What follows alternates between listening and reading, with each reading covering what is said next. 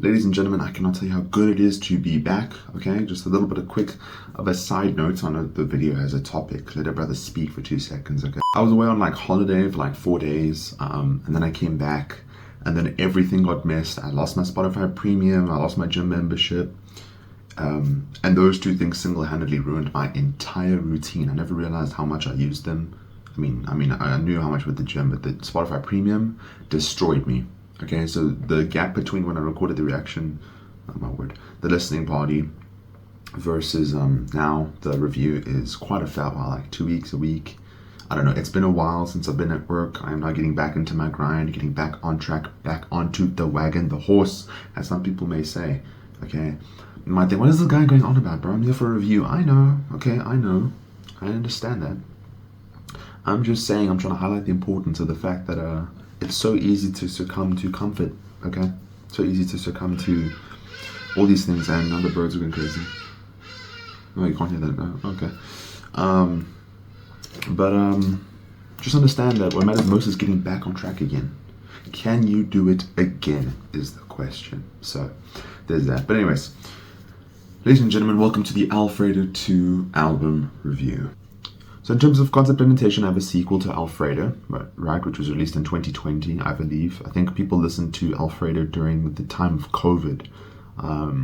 So that's interesting, actually. Having released Alfredo 2 in 2025, so a much more recent album. And apparently the album was released through Freddie Gibbs' own record label, emphasizing independent artistry. I don't know if that's making it more than it actually was made to be in terms of Concept and Intention, but creating a direct-to-consumer ecosystem. Speaking of matters of consequences of success, maintaining a gangster-like persona throughout the experience, but lots of reflection, cinematic movie-type influence. So, you know, get a lot of those going on there. You can clearly hear also in a lot of his bars and the stuff I don't even know if you would label that consequences of success. Is it just at the end of the day the choices that you decide to make? Is it not? Gibbs, I don't know, brother, you got mad lyrical ability, okay? But at the same time, I did not like the lyrics.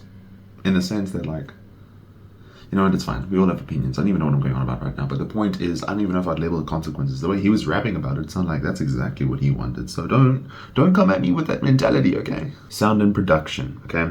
It's like the daytime version of the first Alfredo, right? So the first Alfredo felt like a nighttime kind of feel. Even though in the music video, I guess, okay, yeah. We got bright jazz lounge, right? Soulful, soft piano loops, horns and drumless beats, actually. I've been in school quite a lot of drums, but flute incorporations, right? Jewel chimes, that one I noticed too. Retro bass lines, all evoking a 1970s cinematic funk sound. Also heavily noticed that vinyl cracking in the background, and that's such a big thing for me. It creates that raspy texture. But that's such a big thing for me because I came up with that same concept back when I used to start videos. When I'd use visual effects, I took vinyl cracking sounds and I tried to make textured sounds with that. So that one hit close to home, not gonna lie. Although I have a written note here, it says most of the songs had too similar production, very true. Whilst matching theme is good, it blended so well I couldn't tell the difference, correct. The hooks weren't all that great. The mixing overlapped the vocals, not too much songs left an impression, very true. I literally, right after hearing the tracks, I couldn't tell them apart. Whilst I appreciate the approach for a more unique inspired sound, I genuinely think the execution was poor, okay? Good lyrical ability and flow, but poor beats with too much spacing. That was my note on the Sound and Production. And hey guys, maybe we have completely different opinions. Maybe everyone else in the universe loved the crap out of its production and think the complete opposite. It's opinions, okay? May I remind you? I don't know how the inception of my reviews have gone whatsoever, but these are opinion based, okay? I don't even know if you would call it personal expertise, okay? Because I'm not all that, you know, you know what? I'm mumbling. I'm a sip of coffee. Aesthetic and Theme, we have Italian mafioso, Japanese Yakuza, Tokyo cinema. It's not even supposed to be one word, but it's you get the gist idea. We have hazy, zen, luxury, vengeance, unapologetic rap, and textured magenta. Those are some good themes. Like, listen, I love good themes, okay? The aesthetic and the theme, you did a good job with that much, okay? I really did. I really loved the purple as well. It really gave this super unique feel that I didn't really get on too much other albums except Daytona, which I haven't fully listened to yet. I'm considering it. But just like the colors in which Spotify like has it on the system and stuff, it gives it a very unique feel. Right, favorite song. Okay. At number 3, we have Lemon Pepper Steppers. Okay. Not too memorable, but compared to the other tracks, I feel like it does what they were trying to do, just a bit better. But still incredibly good lyricism and flow. So that's what I would say. Number 2, okay, these next two are going to be pretty obvious, but number 2 is Gold Feet. Okay. Jid seems to always bring out this need for proper, like, not even like proper, just competitiveness. He always has this ability to, I feel like, draw out in people. Whenever he's on a song, you can feel someone else trying just a little bit harder than they usually do, you know? And that's what I feel like was happening here. There was some good chemistry, some good back and forth. And Jid really delivered his lines really nicely, I feel like. Also, clean drums, good spacing, very dreamy synths on this track too, which I really, really liked. So there's that. And number 1, and I think this is pretty obvious. No, it is not 1995. It is Ensalada. The vocal backdrops, okay, and the chorus combined with the unique sound-based atmosphere, all right, it creates this progressive, beautiful track. All right, and just really good rap flow that I feel like does a very solid job of transitioning into those vocal backdrops. Backdrops, I don't know, guys. These are the only 3 memorable ones for me, and maybe 1995. But even that song in and of itself is just iffy for me. So I think like worst song would probably be the one that I can't even remember right now. It was so bad I can't even remember the name of the song. So it goes to No Name Song. Now we have how it's aged, right? So publicly 38,000 units in its first week, number 12 on the Billboard 200. Seems to be widely considered a unique palette of consumption. I read that personally right there, outside of more typical hip-hop sounds.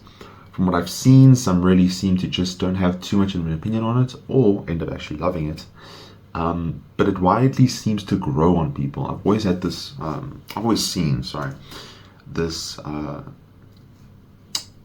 effect people tend to have, like not too many people like in the beginning, but it grows on them. It kind of did the same to me. Like Ensalada grew on me very quickly. Same did Gold Feet, kind of Lemon Pepper Steppers, but like not the album as a whole, I feel like. So there's that. But yeah, also as I've written down here, it's too snoozy for me. Not to say that the art isn't great, but simply just not my bowl of ramen. You see what I did? Okay. Right, ladies and gentlemen, that leaves me with the ultimate score, the overall score, okay? Let's see if you can get a quick guess. You want to write it down in the comments, maybe? See a reaction afterwards? Cool, I'll wait. Okay, I'm done waiting. You should have been quicker than that. Anyways, I give this album a light 6 out of 10. Just didn't have enough memorable tracks, too blendy and similar. I gave it props mainly due to its like unique sound and production and its unique theme and aesthetic. But it's just, I also appreciated the cinematic approach that they tried to go with this as well. Or that they did go with this, not try, sorry. But that's like what I mainly give it props for in the beginning. But the actual sound and how the songs were independently, it just wasn't all that great, not gonna lie. And out of all the albums I've listened to so far, this has been the least enjoyable. By a pretty decent margin. So light 6 out of 10. Maybe I should have gone a bit lower, not gonna lie. Maybe like a strong 5, honestly. So yeah, I'm sorry, like it's not like I want to give anything like I won't even say that's a bad review. It's just not like a strong review. So I just think, I don't want to be giving things not strong reviews, but hey, honesty, you know? So that's just my opinion. Let me know your guys down in the comments how you guys enjoyed this album, how you guys enjoyed this reaction, this review, okay? Let me know how you guys thought I did. Did I look at the screen too much? Did I not look enough? Okay, you think the points I made were good or not? Let me know down in that comment section. I'm trying to look for engagement here, guys. Talk to me, alright? Without further ado, I've got a lot more to record, so I'll see you guys in the next one. It's been your boy. Have a lovely day. Adios.